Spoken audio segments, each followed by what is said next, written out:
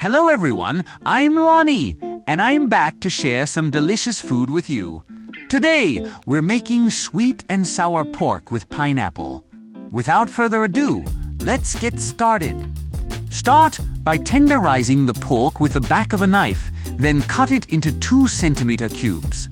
Cut the pineapple into chunks, deseed and chop the red bell pepper, and remove the stems from the garlic cloves. Place the pork in a bowl and add a tablespoon of cornstarch, half a teaspoon of salt, half a teaspoon of white pepper, and a splash of cooking wine. Mix well and let it marinate for 20 minutes.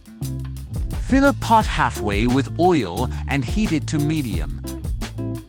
Fry the pork until it turns light yellow, then remove and drain.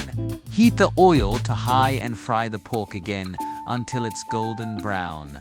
Remove and set aside.